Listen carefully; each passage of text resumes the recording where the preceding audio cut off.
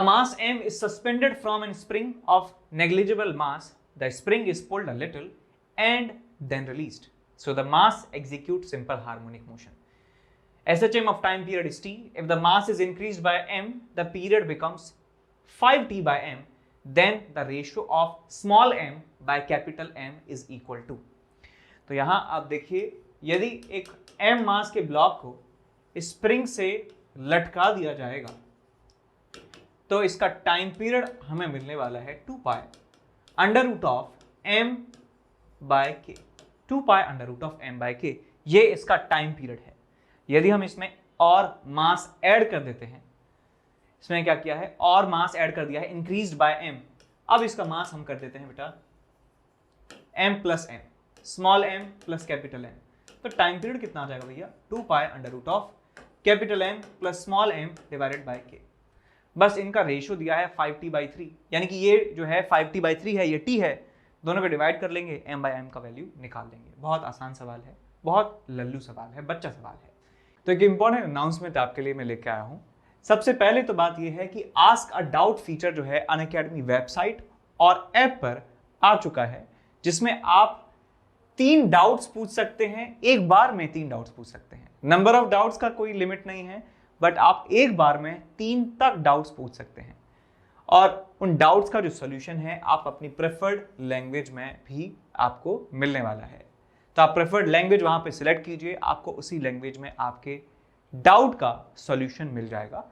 और इस फीचर को अवेल करने के लिए, इस फीचर को यूज करने के लिए आपको क्या करना है कि अनअकैडमी की वेबसाइट और लर्नर एप्लीकेशन जो है अनअकैडमी का, उसका लेटेस्ट वर्जन आपको डाउनलोड करना है, और उस वेबसाइट और ऐप पर आपको इलेक्ट्रॉनिक फॉर्म में अपना डाउट सबमिट करना है, और उसका सॉल्यूशन जल्द से जल्द आपको अपनी प्रेफर्ड लैंग्वेज में मिल जाने वाला है। तो फटाफट से जाइए और आपके एग्जाम से पहले उन सारे डाउट्स का जो है सफाया कर लीजिए।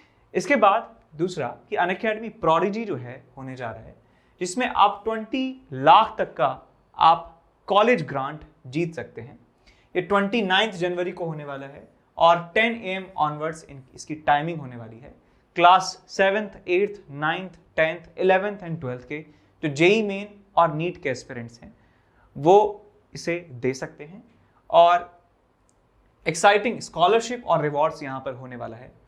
आप कंपीट कर रहे होंगे एक ऑल इंडिया लेवल पर, तो इस टेस्ट को देने के लिए आपको करना क्या है, अनअकैडमी की वेबसाइट पे जाके आपको जहां भी कोड पूछा जाए तो NKC सर लाइव कोड आपको इस्तेमाल करना है, जिससे आप फ्री में बिना कोई चार्ज दिए आप इस प्रोडिजी में एनरोल हो सकें, इस एग्जाम के लिए एनरोल हो सकें। और इसमें रिवॉर्ड्स और स्कॉलरशिप के बारे में बता देता हूं आपको कि जो रैंक 1 है उसके लिए मैकबुक एयर, और रैंक 2 और 3 के लिए आईफोन, आईपैड, इकोडॉट एंड अमेजॉन के ढेर सारे वाउचर्स यहाँ पे होने वाले हैं। और टॉप 10 बच्चों के लिए 100% तक स्कॉलरशिप, और अप टू 500 रैंक तक के लिए भी स्कॉलरशिप यहाँ पर आपको मिलने वाली है। इसके बाद प्रोडिजी की बात करते हैं कि 2 बैचेस यहाँ पे स्टार्ट होने जा रहे हैं। जो स्टार्टिंग डेट है 27 जनवरी है दोनों बैचेस के लिए, और दोनों ही बैचेस में टॉप एजुकेटर्स आपको पढ़ा रहे होंगे, और बैकलॉग का कवरेज भी आपको यहाँ पे मिलने वाला है। क्लास 11th का रिवीजन और क्लास 12th की प्रिपरेशन भी आपको यहाँ पे, भी क्या मतलब यही इसके लिए ही बैच है। तो 11th का रिवीजन और 12th की प्रिपरेशन यहाँ पे आपको मिलेगी, और इस बैच का नाम है आरंभ 2.0 मेन और एडवांस 2023 के लिए, और इसका नाम है अर्ली एंथ्यूज, और ये जेई मेन और एडवांस 2023 के एस्पिरेंट्स के लिए स्टार्ट होने जा रहा है। ठीक है, इसके बाद मेगा कॉम्बैट यहाँ पे होने जा रहा है, जेई मेन स्पेशल है। इसमें 21 क्वेश्चंस होने वाले हैं 60 मिनट्स में, और इसमें ढेर सारी स्कॉलरशिप है। जैसे प्रोडिजी में था ऐसे यहाँ पे भी ढेर सारी स्कॉलरशिप और रिवॉर्ड्स आपको यहाँ पे मिलने वाले हैं। आप देख सकते हैं कि क्या क्या स्कॉलरशिप है। अप टू 500 रैंक के जो बच्चे हैं उनको भी यहाँ पे स्कॉलरशिप मिल रहा है, और रिवॉर्ड्स देख सकते हैं MacBook air, iPhone, Fitbit, headphone, speaker and vouchers, ढेर सारे यहाँ पे इनाम होने वाले हैं। ठीक है, अब वापस चलते हैं अपने लेक्चर पर। Infinite springs with force constant this are connected in series, effective force constant of the spring will be equal to। Series में जब स्प्रिंग को कनेक्ट किया जाता है तो इक्विवेलेंट का फॉर्मूला कुछ ऐसे चलता है, 1/k equivalent is equal to 1/k1 plus 1/k2 plus so on तो यहाँ देखिए स्प्रिंग के जो कॉन्स्टेंट्स हैं वो ऐसे वेरी कर रहे हैं, यानी कि 1/k plus 1/2k plus 1/4k plus 1/8k plus so on. कुछ दिख रहा है आपको इसमें? कुछ दिख रहा है आपको? देखिए दिखाता हूँ कैसे। 1/k को बाहर रखिए, 1/k को यहाँ से कॉमन ले लीजिए, 1/2 प्लस 1/2 यहाँ पे 1/k कॉमन ले लेंगे तो आपको मिलेगा 1/2 प्लस सो ऑन, और यहाँ पे मिलेगा आपको 1/2n। ठीक है, ऐसी इनफाइनाइट टर्म्स इसमें है।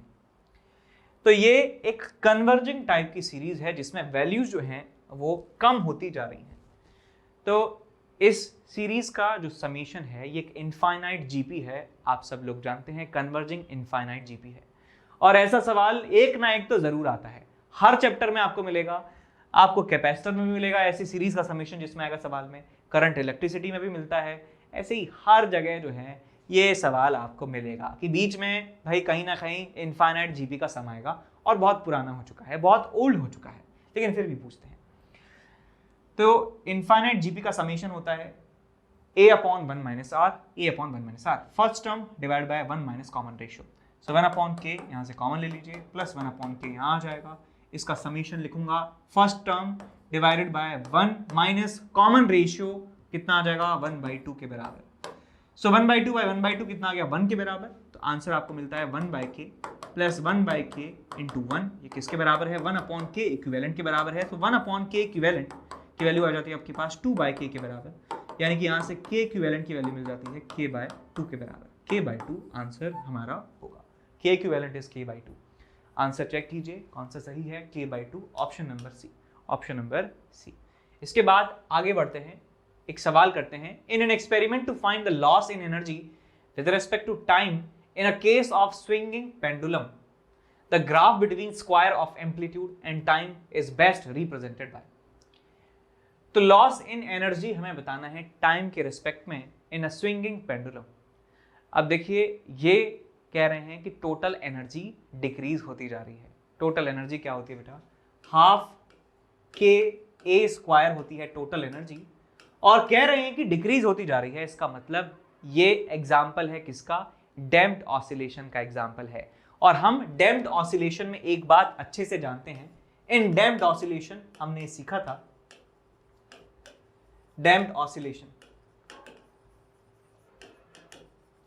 यदि जो रेजिस्टेंस फोर्स है वो वेलोसिटी के प्रोपोर्शनल है, वेलोसिटी के मैग्नीट्यूड के प्रोपोर्शनल है, तो हमें एम्पलीट्यूड जो टाइम के साथ रिलेशन मिलता है, a as a function of t is equal to original amplitude, initial amplitude into e raise to the power minus of b t divided by 2m, bt/2m, ये हमें एम्पलीट्यूड की value मिल जाती है।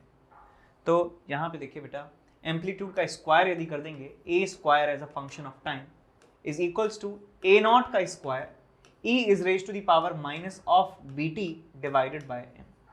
तो हमें a स्क्वायर और t के बीच में यदि ग्राफ बनाना है तो आपको मिल जाता है कि ये आपके पास y एक्सिस पे रखी हुई क्वांटिटी है, इज इक्वल्स टू ये सम कांस्टेंट है, और e raise to the power minus दूसरा constant k dash into t आपको ग्राफ मिल जाता है। तो ऐसा ग्राफ सब लोग जानते हैं कैसे ड्रॉ करते हैं, e raise to the power minus x का ग्राफ जैसा ग्राफ इसका मिलने वाला है, इस तरीके से ग्राफ आपको मिल जाता है। तो ऑप्शन यहाँ पे चेक कीजिए कौन सा सबसे मिलता जुलता ग्राफ बन रहा है, ऑप्शन नंबर ए में वही हमारा सही आंसर है। इसके बाद आगे चलते हैं इस सवाल की तरफ। इस सवाल देखने से थोड़ा सा इंटिमिडेटिंग लग रहा है और थोड़ा सा हैवी, ऑनेस्टली मैं झूठ नहीं बोलूँगा कि ये सवाल थोड़ा सा मुश्किल है, और आपको मैं आज ये सिखा के ही जाऊँगा। Two discs of masses m1 and m2 are placed on a frictionless surface. Now spring is compressed by small displacement x and released obviously, then the time period of the given system is equal to। देखिए हम इस पूरे system में जो है क्या है, दो हमारे पास ऑब्जेक्ट्स हैं, उनके बीच में स्प्रिंग लगी हुई है, स्प्रिंग को कंप्रेस कर देते हैं और छोड़ देते हैं। तो स्प्रिंग को कंप्रेस करके छोड़ देंगे तो क्या होगा कि स्प्रिंग का जो मोशन है इस पूरे सिस्टम का, वो इस तरीके से होने वाला है। ये जो दोनों ऑब्जेक्ट्स हैं ये अलग अलग एम्पलीट्यूड में मूव कर रहे होंगे, और इनका मोशन हम जानते हैं सिंपल हार्मोनिक मोशन ही होता है। अब मैं इन डिस्क की जगह पहले एक सिंपल केस से स्टार्ट कर रहा हूँ सवाल को समझाना, फिर धीरे धीरे करके मैं इन ब्लॉक्स पर, इन डिस्क पर या कोई और भी यदि ऑब्जेक्ट होता तो भी हम सवाल को सॉल्व कर पाएंगे। तो यहाँ पे मैं एक स्मूथ सरफेस ले रहा हूँ और स्मूथ सरफेस पर दो ब्लॉक्स रखे हैं और एक का मास है m1 और दूसरे का मास है m2, दूसरे का मास है m2। इसका स्प्रिंग कांस्टेंट k के बराबर है और ये नेचुरल लेंथ में स्प्रिंग रखी हुई है। नेचुरल लेंथ में स्प्रिंग है, लिख लेते हैं कि नेचुरल लेंथ जो है L0 के बराबर मान लेते हैं। Natural length is equals to L मान लेते हैं और अभी एक्सटेंशन 0 है, एक्सटेंशन 0 है, कंप्रेशन 0 है, यानी कि x की वैल्यू 0 है, कोई भी फोर्स यहाँ पर नहीं लग रहा है, ये इक्विलिब्रियम पोजीशन है, इक्विलिब्रियम पोजीशन है। अब क्या किया जाता है, इसको, इस स्प्रिंग को कंप्रेस कर देते हैं x अमाउंट से, दोनों इनको पिचका कर, इनको ऐसे पिचका दिया जाता है, या फिर कह सकते हैं इनको एलोंगेट कर दिया जाता है, पूरी स्प्रिंग को x अमाउंट से एलोंगेट कर दिया जाता है और छोड़ दिया जाता है। तो मान लीजिए कि मैं इनको कंप्रेस कर देता हूं लाइक दिस, इसको कंप्रेस कर दिया, m1 आ गया यहां पर और m2 आ गया है यहां पर, और स्प्रिंग जो है अब कंप्रेस हो चुकी है और कंप्रेशन जो है वो x के बराबर है।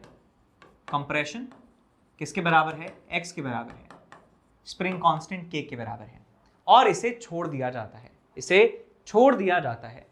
तो आपसे पूछा जा रहा है कि टाइम पीरियड ऑफ ऑसिलेशन क्या होगा, टाइम पीरियड ऑफ ऑसिलेशन क्या होगा। ये जो सरफेस है स्मूथ है और कोई भी एक्सटर्नल फोर्स यहां पर नहीं लग रहा है, स्मूथ सरफेस है और कोई भी एक्सटर्नल फोर्स नहीं लग रहा है, यहां छोड़ दिया, अब कोई एक्सटर्नल फोर्स इस पूरे सिस्टम पर नहीं है, ये आप देख सकते हैं।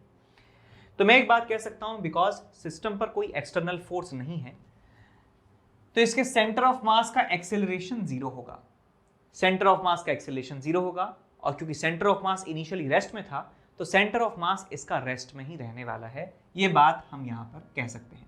तो इसका सेंटर ऑफ मास पहले कहीं यहां पर होगा, सेंटर ऑफ मास, बाद में सेंटर ऑफ मास भी यहीं होगा और सेंटर ऑफ मास एक ही जगह पर रहेगा और ये जो ब्लॉक हैं सेंटर ऑफ मास के अबाउट आगे पीछे मूव करते रहेंगे, आगे पीछे ये मूव करते रहेंगे। ठीक बात है। अब यहां पे आप देखिए बेटा कि मैं ऐसा मान सकता हूं इसको कि सेंटर ऑफ मास एक पिवट पॉइंट है और ये इतनी स्प्रिंग से अपना झूल रहा है। मान लेता हूं कि इस वाले पार्ट का स्प्रिंग कांस्टेंट K1 है, इसका मास है m1 और ये वाली जो स्प्रिंग की लेंथ है ये इसकी स्प्रिंग है K2 और ये अपना नाच रहा है इस तरीके से। दोनों का जो टाइम पीरियड है वो सेम होना चाहिए, सेम होगा ही होगा, सेम होगा ही होगा, दोनों का टाइम पीरियड सेम होगा। बिकॉज यदि हम इन्हें देखें ध्यान से तो एक साथ हमने इनको छोड़ा है तो एक साथ ये बाहर जाएंगे, एक साथ पास आएंगे, एक साथ पीछे आगे जो है वो साथ साथ ये करने वाले हैं। तो ऐसे टू बॉडी ऑसिलेशन में, टू बॉडी ऑसिलेटर है, यदि इन पे कोई भी एक्सटर्नल फोर्स नहीं है तो हम कह सकते हैं इनका टाइम पीरियड सेम होने वाला है, टाइम पीरियड सेम होने वाला है। तो मैं इसका टाइम पीरियड निकालूं चाहे इसका टाइम पीरियड निकालूं, बिल्कुल बात बराबर आने वाली है। तो इसका टाइम पीरियड कितना हो जाएगा बेटा, 2π√, अब मुझे इस वाले पार्ट का निकालना है। अब ये तो बहुत आसान है यार कि एक स्प्रिंग है, एक ब्लॉक है m1/k और इसकी वैल्यू किसके बराबर आएगी, इसके टाइम पीरियड के बराबर, विच इज 2π√m2/k2, m2/k2। बस ये हमारा आंसर आ जाता है। अब सर K1 और K2 क्या है ये तो पता ही नहीं है, K1 और K2 क्या है ये तो पता ही नहीं है। तो भाई मान लीजिए कि ये वाली लेंथ जो है वो L1 के बराबर है, ये वाली लेंथ L2 के बराबर है। हम जानते हैं कि स्प्रिंग का जो स्प्रिंग कांस्टेंट है और उसकी नेचुरल लेंथ है उनका प्रोडक्ट बराबर होता है।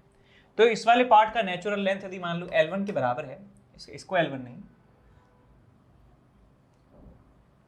नेचुरल लेंथ बेटा। अच्छा एक चीज मैं यहाँ पे ध्यान दिलाना चाहता हूँ आपको कि जब टाइम पीरियड निकालते हैं तो एक्सटेंड कितना किया है उसको, एम्पलीट्यूड कितना है, इस बात पे कोई फर्क नहीं पड़ता है, मास और स्प्रिंग कांस्टेंट पे बात आ जाती है। तो ये L1 मैंने मान लिया, इसका लेंथ मैंने मान लिया L2, सेंटर ऑफ मास से यहाँ तक L2 है, सेंटर ऑफ मास से यहाँ तक L1 है और इसका स्प्रिंग कांस्टेंट K1 है, इसका स्प्रिंग कांस्टेंट K है। So K1 × L1 is equal to total spring constant K और टोटल नेचुरल लेंथ L है। तो यहाँ से L1, यहाँ से आपको K1 की वैल्यू मिल जाती है is equal to K × L/L1, ये आपको मिल जाता है K1 की वैल्यू। सिमिलरली यहां से आप लिख सकते हैं that K2 into L2 is equal to K into L। यहां से आपको K2 की वैल्यू भी मिल जाती है, that is K into L divided by L2। बस ये वैल्यू आप यहां पे रख दीजिए, आपको मिल जाएगा 2 pi under root of m1 divided by K1। K1 की वैल्यू है K into L upon L1। अब L1 जो है बेटा सेंटर ऑफ मास से इस मास की दूरी है। अब ये L1 आप आराम से निकाल सकते हैं। कैसे निकालेंगे? L1 की वैल्यू आ जाएगी आपके पास सामने वाला मास m2 divided by total mass m1 plus m2 into total length into L। So L1 की value m2 into L upon m1 plus m2 आप यहाँ पे रख दीजिए, तो आपको मिल जाएगा क्या 2 pi under root of m1 divided by K into L, और यहाँ पे L1 की वैल्यू मिल जाती है आपको m2 into L upon m1 plus m2। तो यहाँ L से L कैंसिल आउट हो जाता है और आपको मिलता है यहाँ पे m1 m2 divided by m1 plus m2 into K का अंडर रूट, और यहाँ पे आ जाएगा आपके पास 2 पाई। तो ये टाइम पीरियड ऑफ ऑसिलेशन हमें मिल जाता है, टाइम पीरियड ऑफ ऑसिलेशन हमें मिल जाता है इसका, और वही टाइम पीरियड ऑफ ऑसिलेशन जो है इसका भी होने वाला है। तो एक तरीका तो ये हुआ इस सवाल को सॉल्व करने का कि सेंटर ऑफ मास तो रेस्ट पे है ही यहाँ पर, और तो सेंटर ऑफ मास से देखने पर ये वाला जो ब्लॉक है ये अपना ऑसिलेट कर रहा है, ये अपना ऑसिलेट कर रहा है, दोनों का टाइम पीरियड बिल्कुल बराबर है। तो मैंने इस वाली लेंथ का स्प्रिंग कांस्टेंट K1 मान लिया, इस वाली लेंथ का जो स्प्रिंग कांस्टेंट है K2 मान लिया, और K1 K2 की सहायता से कोई भी एक निकाल लीजिए और आंसर आपको सेम ही मिलने वाला है। एक तरीका तो हुआ ये। दूसरा तरीका ये है, यदि ये स्लाइड हो रहे हैं यानी कि सिर्फ ट्रांसलेट कर रहे हैं, तो मैं फॉर्मूला लगा सकता हूं directly, T is equal to 2 pi under root of mu by K। ये होता है आपके पास रिड्यूस्ड मास, ये होता है आपके पास स्प्रिंग कांस्टेंट K। तो रिड्यूस्ड मास आप जानते हैं कि m1 m2 upon m1 plus m2 के बराबर होता है, m1 plus m2 into K। ये आप तभी लगा सकते हैं कि जब वो सिर्फ ट्रांसलेट कर रहा है। यदि सिर्फ वो ट्रांसलेट कर रहा है तभी हम ये वाला फॉर्मूला इस्तेमाल कर सकते हैं, नहीं तो हमें क्या करना होगा, हमें ये तरीका अपनाना होगा, या फिर हम एक और काम कर सकते थे यहाँ पे कि इसका एनर्जी वाले मेथड से टाइम पीरियड निकाल लें, एनर्जी वाले मेथड से टाइम पीरियड निकाल लें, तो भी आंसर सेम ही हमें मिल जाता। अब हमारा जो ओरिजिनल सवाल है ये, इस सवाल को कैसे करेंगे देखिए। Two discs of masses m1 and m2 are placed on frictionless surface. कोई भी फ्रिक्शन यहां पर प्रेजेंट नहीं है। Now the spring is compressed by small displacement x, then the time period of given system is equal to. अब देखिए बेटा, इस स्प्रिंग को कंप्रेस करेंगे, स्प्रिंग को कंप्रेस करेंगे तो इसके ऊपर फोर्स लगेगा, बाहर की तरफ फोर्स लगेगा, बाहर की तरफ फोर्स लगेगा, और बाहर की तरफ फोर्स लगेगा, और उसकी वैल्यू कितनी होगी, kx के बराबर होगी। तो फोर्स यदि बाहर की तरफ लगेगा, यहाँ पर फ्रिक्शन कोई है नहीं, तो इस यहाँ पर कोई फ्रिक्शन नहीं है, और फ्रिक्शन नहीं है इसका मतलब कोई टॉर्क इस डिस्क के ऊपर नहीं लग रहा है। फ्रिक्शन नहीं है तो कोई भी टॉर्क एक्सटर्नल यहाँ पर नहीं है, और टॉर्क नहीं है इसका मतलब ये रोटेट नहीं होगा। यानी ये जो डिस्क है ये फ्रिक्शन की एब्सेंस में ये रोटेट नहीं होंगी, सिर्फ ट्रांसलेट करने वाली है। तो ये वाली डिस्क और ये वाली डिस्क जो है ये ट्रांसलेट होंगी, ये रोटेट नहीं होंगी। आपने देखा होगा कि जो गाड़ी का पहिया होता है वो बर्फ पर, स्नो पर जो है वो क्या करता है, वो रोटेट नहीं हो पाता है, बिकॉज उसके ऊपर ट्रैक्शन नहीं होता है, फ्रिक्शन की कमी वहां पे होती है। तो इसलिए पहिया जैसे रोटेट नहीं हो पाता है, बिल्कुल ऐसे समझिए, यहाँ पे बिल्कुल स्मूथ सरफेस है, तो ये रोटेट बिल्कुल भी नहीं होगा, और ये ट्रांसलेट करेगा, और ये ऐसे मूव करेगा जैसे कि ये ब्लॉक हो, कि ये घूम ही नहीं सकते हैं। तो जो फॉर्मूला हम यहाँ पे लगा रहे हैं, ये वाला फॉर्मूला भी हम इस केस में लगा सकते हैं, बिकॉज डिस्क यहां पर घूमती नहीं है, डिस्क का मोशन प्योरली ट्रांसलेशनल है। तो मैं ये वाला फॉर्मूला लगा सकता हूं, तो आंसर भी हमारा आ जाएगा ये वाला। अब सवाल मन में आता है कि सर यदि फ्रिक्शन होता तो क्या होता, तो मुझे करके बताइए कि कैसे मैं सॉल्व करूंगा। यदि फ्रिक्शन भी दे रखा है तब टाइम पीरियड ऑफ ऑसिलेशन कैसे निकालूंगा। तो उस केस में देखिए बेटा कैसे हम इस सवाल को सॉल्व करेंगे। हमारे पास एक डिस्क है और एक डिस्क हमारे पास ये है, इसका मास है m1 और इसका मास है m2, और इनकी नेचुरल लेंथ जो है बेटा, इनकी जो नेचुरल लेंथ है वो हम मान लेते हैं l के बराबर है। अब इसको कंप्रेस किया जाएगा और छोड़ा जाएगा। हमें क्या करना है कि सेंटर ऑफ मास इसका यहाँ पर है, सेंटर ऑफ मास से यहाँ का डिस्टेंस निकाल लीजिए L1, ये डिस्टेंस निकाल लीजिए L2, तो L1 की वैल्यू कितनी आ जाएगी आपके पास m2 into L upon m1 plus m2, और L2 की लेंथ कितनी आ जाएगी आपके पास m1 into L upon m1 plus m2। तो इस वाले पार्ट का जो स्प्रिंग कांस्टेंट है, इस वाले पार्ट का स्प्रिंग कांस्टेंट K1, इस वाले पार्ट का स्प्रिंग कांस्टेंट K2, तो यहाँ लिखूंगा मैं K1 into L1 is equal to K into L। तो यहाँ से आपको K1 की वैल्यू मिल जाती है that K into L upon L1 which is m2 L m1 plus m2। तो भाई यहाँ L से L चला गया, आपको मिल जाता है K m1 plus m2 divided by m2। ये आपको K1 की वैल्यू मिल जाती है।